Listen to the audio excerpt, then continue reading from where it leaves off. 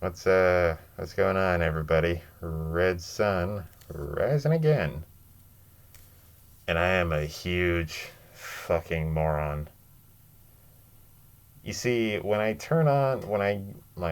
set up when I go to the video app and I start recording everything, there's a little button off to the side, like right here.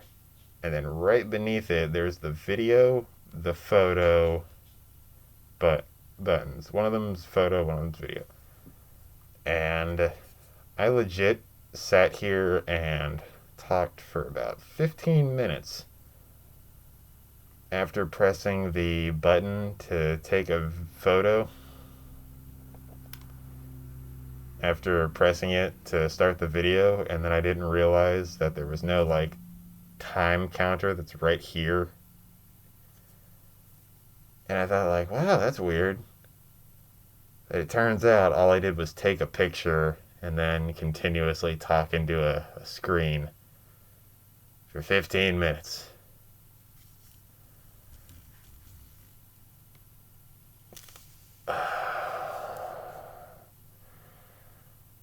When people ask what makes you wanna kill yourself, I feel like this kind of feeling this stupid is a big one.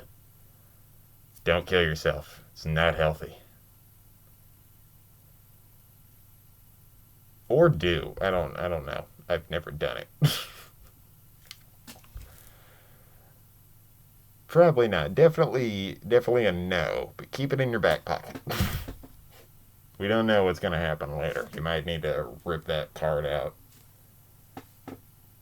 I have really bad student loans, and my parents hate me, and my crush just cheated, and the girl I was dating cheated on me, and the guy I liked turned out to be super abusive, and my house burned down. You should like kill yourself, man. There's not a lot else after that. I mean, there's either kill yourself or join the church. And if you join the church, there's a good chance that you won't do the second one. But like, it's not gonna be that bad. You'll get over it. Or not. Maybe you'll be sad. I don't know. Now, I'm gonna feel stupid for a while, so just bear with me on this. Uh, all right. What I was ranting about for about 15 minutes before I realized I wasn't recording because I'm a big fat stupid asshole is I finished Dead Man Wonderland. I've shown in a few previous videos. I had a really good intro too. Like, it was the smoothest one that I had done. I realized I wasn't fucking recording. And I need and I finished Dead Man Wonderland. I've shown in a few of the previous videos that like I'd always like pull it up and I would show like I was reading it. And it was a good series. There was a lot to it. And I feel like I don't want to talk about stuff now because like I feel like I've already talked about it even though nobody gave a shit. Even though like I wasn't recording and I'm like I've already talked about that. But you weren't recording, but I talked about it. So like they don't get to hear it. I heard it, so that's it. Uh it's a series, all right. It's I'm trying to figure out a way that I can explain it. It's it feels like a mix of Elfen Lied and Tokyo Ghoul. I don't know the release dates for either of them. I know Elfen Lied came out way before, but like Elfen, it has this it's like abilities that go to a main character that the main character ends up becoming incredibly overpowered, but then like so are all the other people, and then all the other characters are just like, the fuck is going on? This is pretty messed up. We should probably escape while these crazy assholes are going at it. There is one thing I will say I liked about, like, whatever little bit of the anime there is. Because the anime had such a shitty ending, because it didn't have an ending. It had, like, a mid season reveal, and then it stopped. I was just like, oh, so this is where it's gonna start ramping up. This is the first arc of the story. Done. Nope. Apparently, that's it. That's it. No more for you. Go buy the manga. Go read the fucking manga, loser. In which I did, and it has a lot of manga spoilers. Spoilers for the manga past this point. Uh, it's a lot happier of an ending than I thought. Because I thought it was going to do that basic thing, because at the very end, there's a fight between Ganta and Shiro, and they both have this ability. They both have like this insane ability with a little piece inside their body that's just like it's fueling us and it's making us super powerful. My nose fucking itches.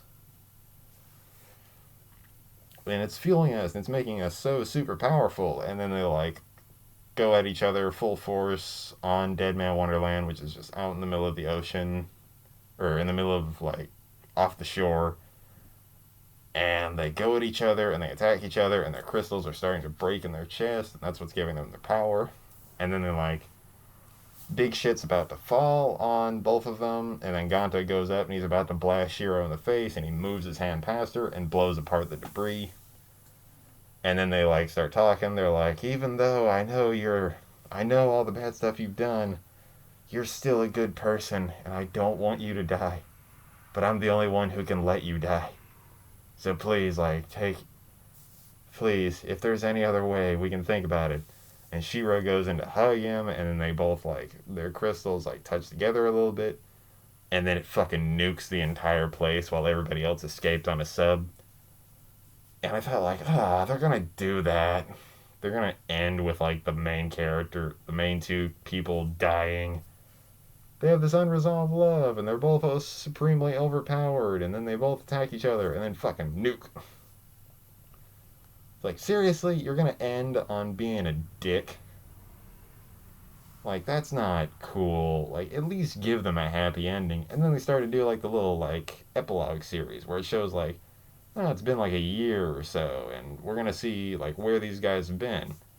It shows, like, all the characters, the big one of the side characters who had been like his whole thing was like he could eat whatever he wanted to and he could just do that all he wanted. He became like a competitive eater, and the I forget a lot of the people's names. I know like Ganta, Shiro, and Crow. I'm just gonna refer to them like they're most the gay dude who's a transvestite. He was a he became a she technically. She became a I think it was a playwright or at least a play director, and I really liked her character. She seemed like the most likely person to be in an actual prison. Because like everybody else is like, oh, circumstances that led to them being in a courtroom that they were totally innocent from. Like, no, she murdered two people. Like, she flat out killed them.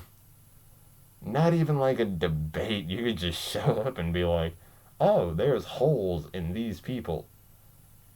Why are they dead? Oh, well, sources say that him and the escaped convict, who is likely a transvestite, were dating at the time. And sources also say that the dead man and the dead woman, the woman was a prostitute and the man was a quote unquote gold digger. So yeah, this seems like a good reason to kill them.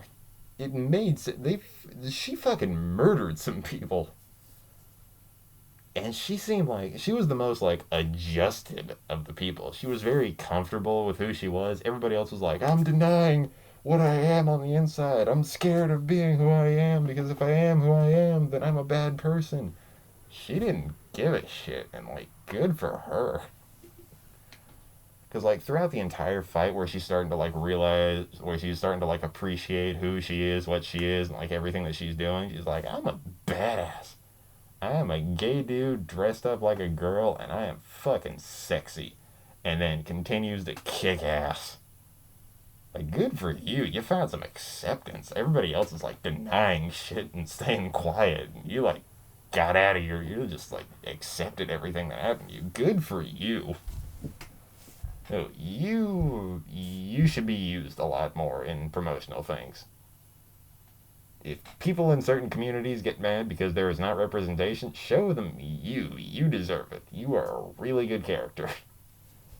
Even though you're a side character and you don't even get like that much screen time, I would see like a one book spin-off of just her.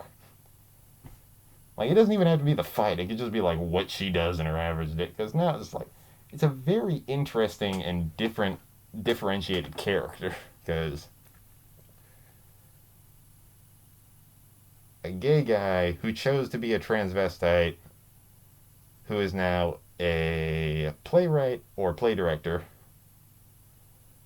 who is a convicted felon who can use her blood as weapons, who is also who's probably the most likely convicted murderer, who killed her ex. I don't want to say lover because it's not like they were dating, but he was only dating her for her money, what little she had, because she didn't exactly have a lot, and he cheated on him. He cheated on her with a prostitute. The prostitute made fun of him. Both of them are she's. And then the teacher was another. Then there was another guy in there who was who was an old man, and his story was like his daughter had died. This is all still spoilers, and I'm gonna keep talking about it because I like these characters, and I just finished it, and I want to keep talking about it. He was a teacher, and his daughter was going to be an actress, and he didn't really think that she could do it, but she went out of her way and she got into an acting job. But there was a horrible accident that caused most of her body to be burnt. Her skin got messed up, some of her teeth were removed, her entire body is scarred, and it looks terrible, terrible, and she thinks that her dad is the one that wished it upon her, that wished she would. She thinks her dad hates her, even though her dad is just cold and calculating. That's who he is. He's just like a teacher that doesn't want to be a teacher. He's very like soft spoken, very matter of fact. He has emotions and he's a very strong character, but he like just doesn't want to. But he's very like withdrawn and he's trying to hold everything in. But what happens is that his daughter blames herself. I think this is what happened, or this is what I could take away from it. She goes down, or he leaves to go help out with something. She's the only one in the building, so she takes a lighter and says, like, this'll help finish everything, and burns the whole place down with her inside of it. I think the cops who arrested him said there was no possible way that it was suicide, even though it was. Because death by fire is the worst fucking way to die ever. So they blamed him since he was the last one to be up there. There. And he kind of fell out of it, and he always has these headphones in with a visor that covers up everything because she stabbed out one of his eyes. And he always talks like his daughter is still talking. He watches the one commercial that his daughter did, just because that's the last time he'll ever be able to hear her voice. And he's such a good character. He goes back to being a teacher after the series. I think he's a philosophy teacher, I think. Something along those lines. Crow and the spiderweb guy. I don't they never like specify what they did. I don't think Crow went back to being a cop, and the Spiderweb guy didn't get too much screen time. It just shows them like rock climbing and having a good time. Crow lost an arm, and he's still like rock climbing with his one single arm. He's not using his blood ability to help him climb because he's just taking his sweet time with everything. And the warden went back to being like in a controlling position. She's a high rank in the military area. I think she's an officer. I didn't see too much. She's doing well. The the girl who could like harden her blood to make her punches stronger, she went back to being a nurse because originally she was a nurse. And Shiro was in a coma because she ended up surviving, and Gonta went back to school. I think it's been like a year or so because he said he's gotten taller, and like I don't see anybody growing much taller past a year. In less than a year, so that's how he ended up getting it. Then he visits her every single day. Every single day he shows up every single day until eventually the last day where he's about to leave, and then Shiro opens her eyes and says, "Do you want to play again?" And it's such a happy ending because a lot of the characters survived. There's personal growth between all the people, and they learn to accept themselves past it. And people forget about Dead Man Wonderland. They don't want to remember it, and they don't. They just move on with their lives, and it's a really good story ending for it. Because they could have easily went the cheapest shit route and just like big explosion of flash of white, and then it ends right there. Because I hate those fucking endings. Because there's nothing to like.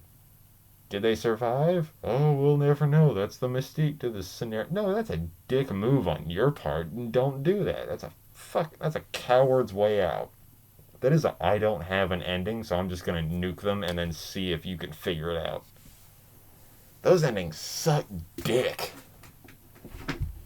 Like, how satisfying is that? Even some ones that have like ambiguous endings still have cool endings. Like Inception, it still has like that ambiguous ending where it shows like the top still spinning. It's like, oh, are they still in the dream world? Well, or maybe the top's just still spinning. Like that's a good ambiguous ending. It's one or the other. You could pick. Even though it's like flash and nuke. Did they survive? Did they not survive? Did some of them die? Did some of them... There's too many like open threads that you just decided to sear shut with a nuke.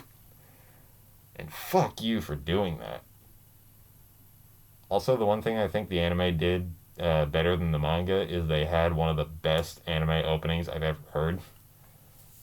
Like, it's just flat out metal music, and it's so cool. It's really edgy, but like, it's still badass. Does the frame rates drop when I move a certain speed? Oh. Well, speaking of anime openings, I have written down the next thing is my personal music taste.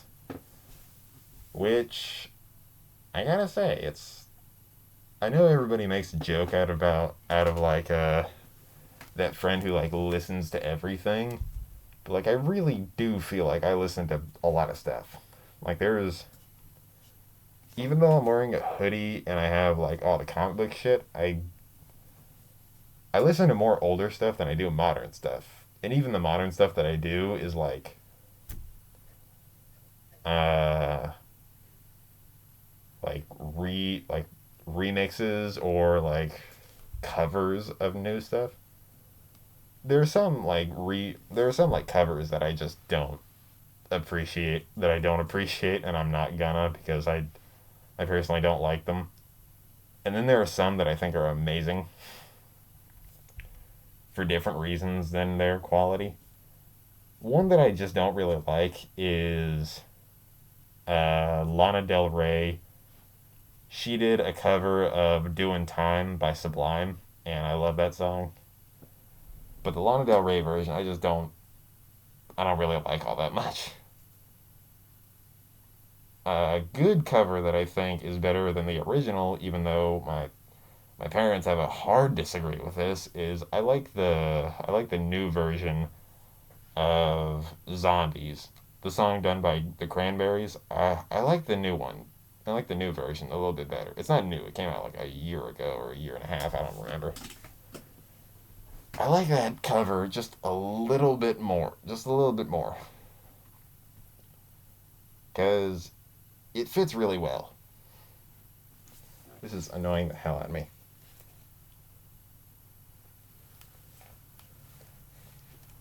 Picking my nose on screen. Mostly because I can't fucking reach it without this mask on. With this mask on. I'm not taking off the mask. I'm just going to be uncomfortable for a few minutes. Uh, there are some things I feel like no matter who you are, you'll never be able to like remake a cover of it. Main one, I think the best time somebody tried to like do a cover and then they got shut the fuck down is Kanye West, when at a live performance he tried to sing Bohemian Rhapsody, but he did it in his own style. And everybody in the crowd all together shut him the fuck up and just, he's like, is this the real life? Is this just fantasy? And then and then everybody started singing the way that Freddie fucking Mercury wrote it, and then it shut him down, and he just like, is this the real life? Is this just fantasy? Caught in a landslide. And then he sat down like a toddler who got in trouble. And it's so fucking perfect. I love that part. I love that so much. And it's so good. That's like, imagine somebody saying that there's a giant block of gold, and they say like, hey, I can make that into something pretty. It's like, you don't need to make it into something pretty. It's a giant fucking block of gold. You don't touch it. It looks amazing as it is, and it's a giant fucking block of gold. Yeah, but I can make it look like like, what's new? What's hip? What's everybody like? I was gonna say fidget spinners, but then I realized like that's kind of a dated thing. I don't really know. I'm just still gonna stick with fidget spinners because I'm still in that mindset of like, that's kind of new, but like I still know it's gonna be dated. I'm gonna make it look like that. How about you fucking don't? Yeah, but I'm gonna do it. And as soon as he pulled out the chisel and the hammer, he got bitch slapped by the guard that was holding it up, and he said no, and then he shut him down. That was good.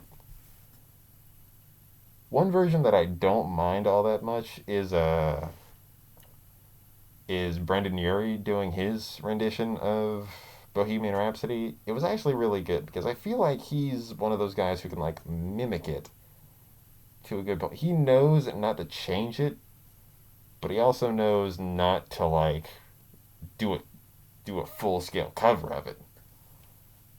And he's got a range to him that could definitely fit. I love Panic at the Disco. He does a really good job at like what he does. Because like he's a nerd about his own music.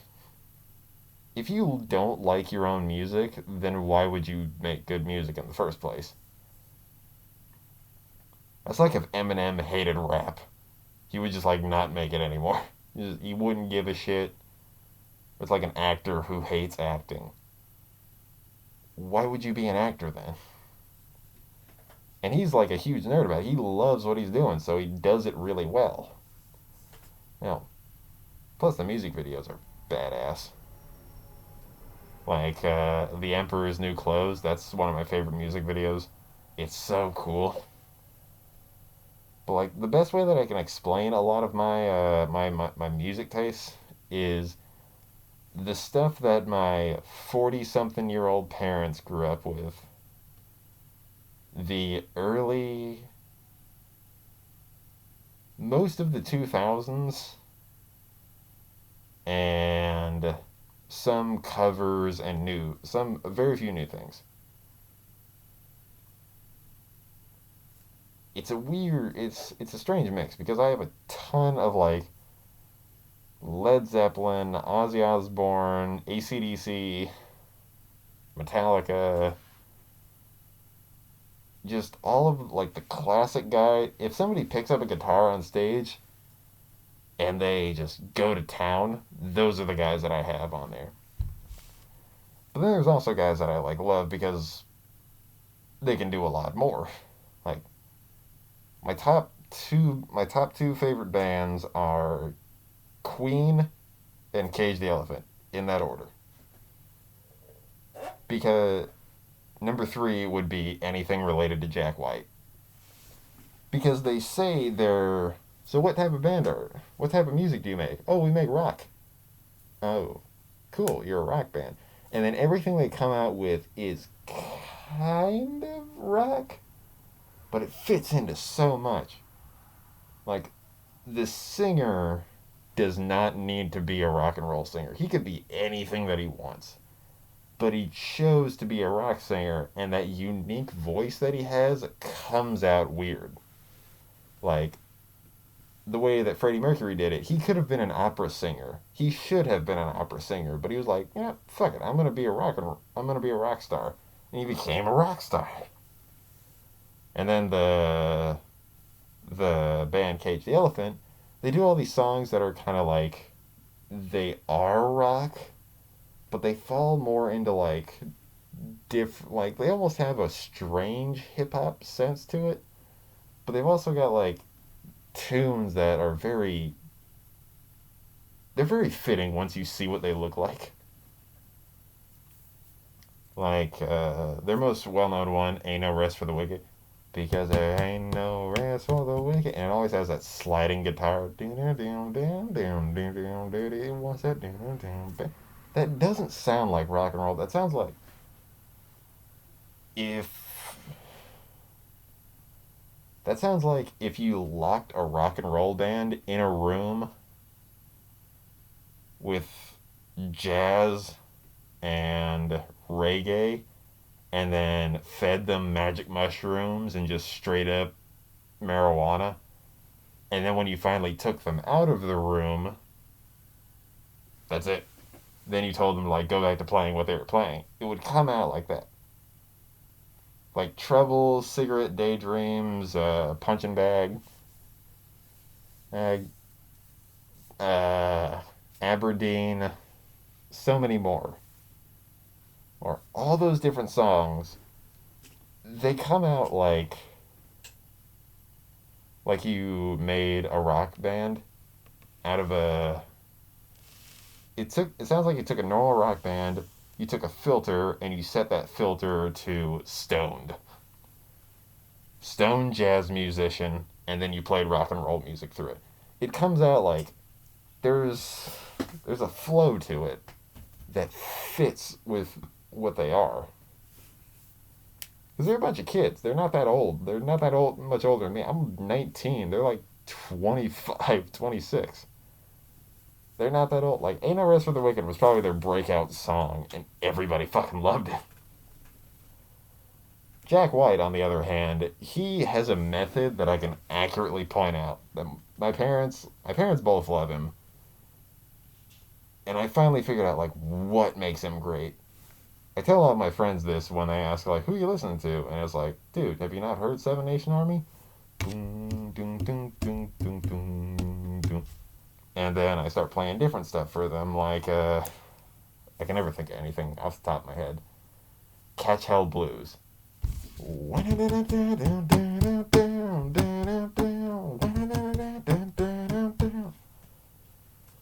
They're very, very simple. They're very simple. I can't think of a different word. They're very simple tunes, but the way that they're made, it's making art out of something that's very simple. Like, um, like Seven Nation Army. It's a song that everybody loves, everybody plays, everybody knows the tune.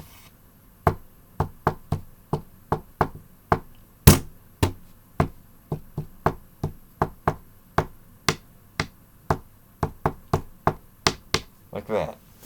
It's very. I don't know if you guys even heard that, but it's making art out of something that's simple. It's like if Andy Warhol were an actual artist. It's so like that's the best way I can describe it. Andy Warhol, all he did was draw very simple things, and then he would call them art, like soup cans and shit like that, like bananas, soup cans, a hamburger, and then he would call it art because it was just everyday things, and it was very much meant. It very much meant something else, but it still had exactly that to it. That's what he does with the music. It's very simple. The beats are very easy to learn, but he does them in such a way that's fucking out of his mind. Like one of them, little ghost, what I'm scared of the most. Can you scare me up a little bit? It's very. There's not a lot of thought put into the beats, but the lyrics themselves are so fucking crazy because they don't make sense unless you have to look at it like it's an allegory for a whole bunch of other stuff until eventually it makes sense. It's like there's a definite like Rag and Bones, another one. I don't know if that's about a robbery or a yard sale, but it's a good fucking song. I don't know. That's speaking of things with weird music in it that all sounds like it's certain other things. I started playing Life is Strange too. I have in fact played the first Life is Strange, and I'm getting into this one as well because I really like being depressed. these these these choice based games are fucking wild, man. Because when I played the first Life is Strange, it was such like I never heard anything about it. I knew Jacksepticeye was famous for playing it for a big period of time. Like that was one of his most liked series, other than Happy Wheels, Undertale, a few others. Papers, Please. That was another one. And I knew he was famous for the Life is Strange bit, and I wanted to play it for the longest period of time because I love those types of games. And I really like the dynamic that was going on. Like that, like where I live is not where I ever wanted to live. But places like Arcadia Bay, where it's like, oh, there's the ocean right over there. I'll go hang out. I'll go into the woods and like go on a walking trail and just kind of lean back and watch everything. Think, oh, I can just go for a drive and hang out with stuff. Like, oh, I can go for a walk and be at a whole bunch of different other places that are all interesting that I can visit whenever I want. I live in a place where I have to drive 15 minutes to get to like a Walmart. That's not where I want to be. Shit like Life is Strange is where I want to be. It's a community rather than it is like a town. Because small towns suck dick. Communities is where it's at. At least I hope. Because I don't fucking like this place. Nose itches again. And the first Life is Strange was so good because it was so like expressive. You didn't have to be like, oh, they're wrangling you into being in a relationship with this person. Fuck it, I want to be gay. And then there's that. Maybe I do want to be straight. Just fuck it, I'll be straight. Fuck it, I'll be gay. Fuck it, I'll just be an absolute asshole and let you die and let you die. And then also spoilers for the movie. Hey, I don't I don't mean to spoil this. I don't mean to spoil Life is Strange. You know that game that came out in like 2010, but like everyone fucking dies. If anybody gets that, it's Russian Badger video. I I started watching a lot of his shit, and it's all of the guys that he hangs out with are fucking amazing. They all have like that sense of humor where it's like they can come up with shit on the spot, and I really wish I could do that more often. I can do it a little bit, Those guys are better at it. So, and it's like, what do you want to do? I want to. Should I go back and stop myself from changing the future? And let this girl and let Chloe die? Or should I save the entire bay? I'm like, this bay is full of fuck faces and losers. I am getting Chloe. She is mine now. Mine. I have claimed this blue-haired child with tattoos is mine. I will take her back to my room and then play weird alternative rock. You get back to your room and you realize, like, oh yeah, I let a storm happen. It's a really good game. I understand why it has all the praise it is. But like the thing is, when I got the game, I got it for Christmas like 2 years ago, and then I didn't unwrap it from like the plastic that it came in until the Christmas after.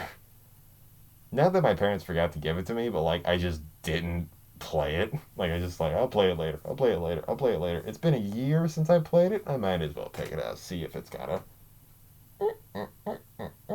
Oh, it's a little bit of an old game. Actually, when did it come out? Let me check. I'm still here. I'm just not in view.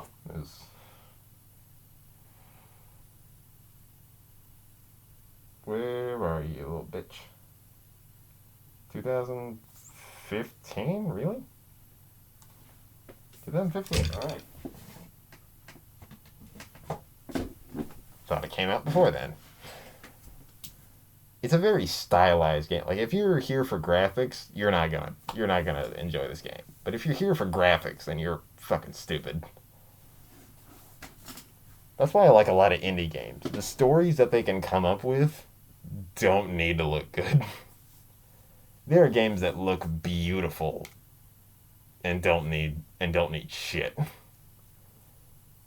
There's games that look beautiful and also have amazing stories, like The Witcher. I actually have another one down there called Control, and that game is fucking amazing because the gameplay is amazing, the world is awesome, the fights, the characters in it are interesting. The world is very like SCP sort of like Men in Black, but crazy interdimensional bullshit that involves random household objects that have different abilities, and you should all like keep them safe. Why? Because they'll fucking kill us. And it's a really stylized game, and it looks amazing. But like Life is Strange does not look great. It looks like style. It has a style to it that looks really good. But you're not there. But you're not really there for the graphics. You're there for the story. Kind of like Undertale in a way. Like, sure, the characters have some cute designs, and they have some cute models, but like, you're not there for it. You're not there for the character design. You're there for the characters, and the music, and the humor. Mostly all three, because that game is a masterpiece, and fuck, I'm still on that game. Like, I always get into like hype places 2 years after it's been popular. I'm not saying like it's the opposite of I liked it before it was cool. It's I liked it when it was dead. Like, oh, the Undertale fandom is dead. I'm like, alright, I guess I'll just pick up the game and just. Alright, you get down to the certain part. Oh, I fucked up. And it's such. I got that new mindset, the ultra hipster mindset. I liked it when it wasn't even cool anymore. What the fuck does that mean? It means I'm awesome. And that you guys are just a bunch of posers. Look how awesome I am. But Life is Strange 2 is a big upset to it, because in Life is Strange 1, there was that ability where you could, like, turn back time and, like, remake decisions. You could remake certain things. Life is Strange 2, you don't play that shit. You can't, like, change your decisions. You don't have that time ability. You have you and your psychic little brother. and your psychic little brother is adorable, but I'm an older brother myself. So it's hard for me to be like, you're so cute. It's like, you're a fucking moron. Come on. I'm gonna use my psychic abilities to lift up this rock. Like, dude, we're in the fucking park. Why are you using that in the park? Alright, but like, what's my first instinct as an older brother? Yell at him until he's not being fucking stupid. Why? Because I need to. I want him to be safe. I want him to be alive. I don't want him to be dead. Main goal. Don't get the child killed. I'm currently on like episode 2 right now. This is like the weirdest. This is like the world's weirdest Let's Play. Like, I tell you about what games I'm currently playing rather than showing the footage. Mostly because I have no idea how to do that, and fuck you. It's a really good game. I do love the game a lot. It's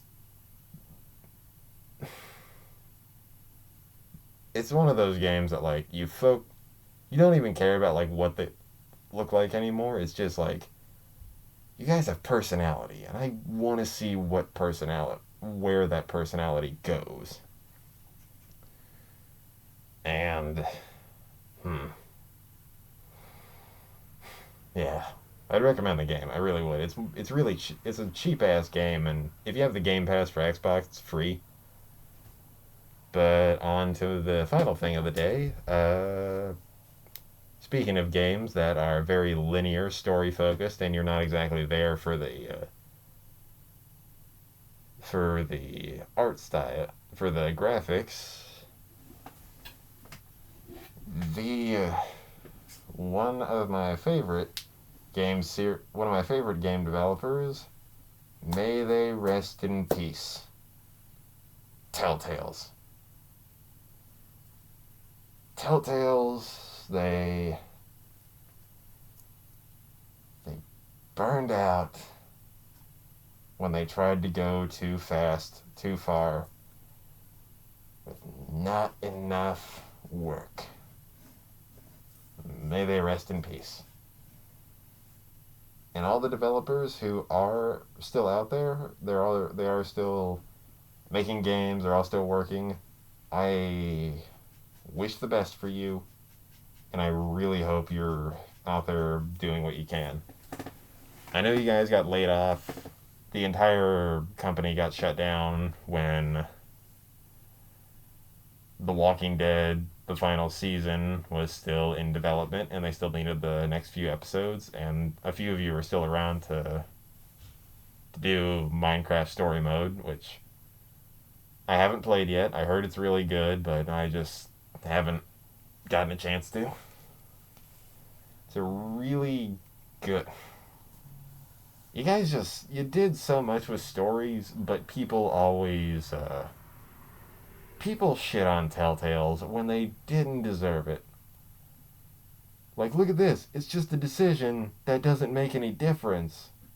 Like, it'll be corrected later on, regardless. And I'm like, yeah, they have a story. They're not going to be able to branch off and do every possible thing. This isn't like the old school Fallout games. And even the old school Fallout games, they still had like a story, but they had branches to each story. It wasn't just like, you start here, you make a choice, and you slowly get like this ending. It was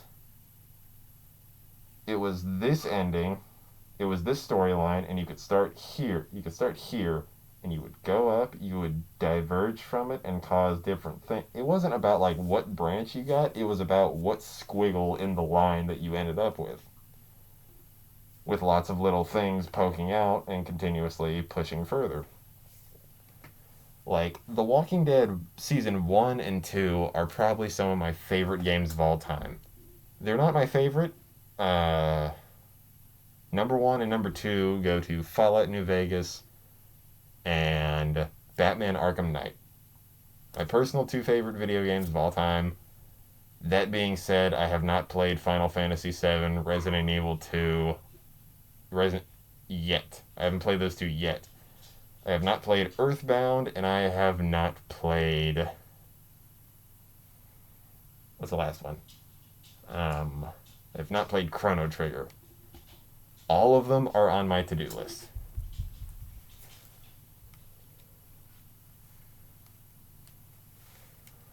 But Telltale's did not deserve what it got. There were certain things that did suck that they didn't that they probably should have like worked that they probably like should have strayed away from. Like the Game of Thrones one that they did and the Michonne part of the Walking Dead thing. Like they didn't need to do that. They didn't need to do either of those. The two Batman games that they came out with were fantastic. I love the game. I haven't finished the second one yet, but the first one was amazing, and I really do love it. The The Wolf Among Us was another great game. It had an interesting world that I really want to know more about, and I really wanted Wolf Among Us 2, even though it did wrap up pretty easily in the first one. The Walking Dead, once again, fucking fantastic game series. I have yet to finish the final season. I know it's getting old, but god damn, I just need to. There's so much shit that I have to work on right now. Like, not even like work on. I have some of those. I have a lot of those books to read. I have a lot of the games down here that I have to play, and I have to get a job, and I have to go to college, and I have to figure out how to do my taxes. I am not a smart person in a lot of different ways. But it's just. And there's new stuff coming out all the time, like Doom Eternal's coming out. I gotta dedicate a lot of time to playing that. That game looks fucking amazing.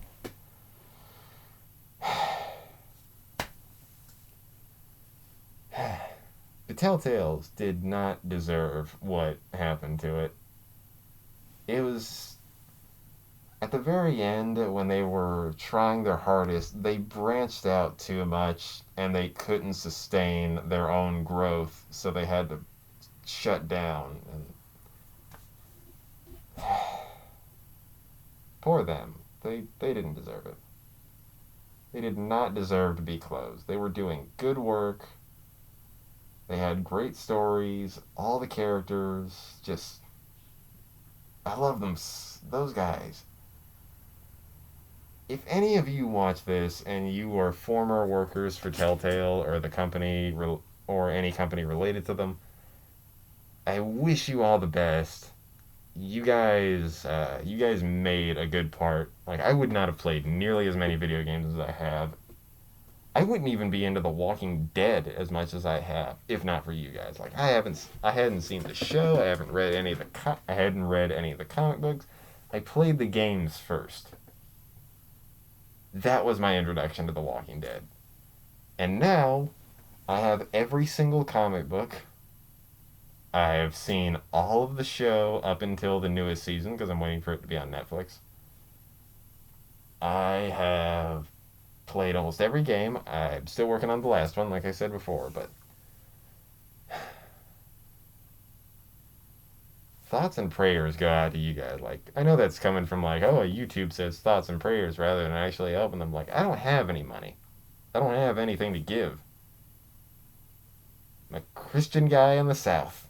That's all I got. Thoughts and prayers. And I don't give them out lightly because, like, those guys deserve it and they need it more than ever because they had talent, especially the writers. God damn, they deserve it. I think that's enough. That's enough of that for today. So, hey, almost hit 50 minutes. So, yeah, I think that was a pretty successful wrap up for today. So, until next time, Until next time, RedSon setting.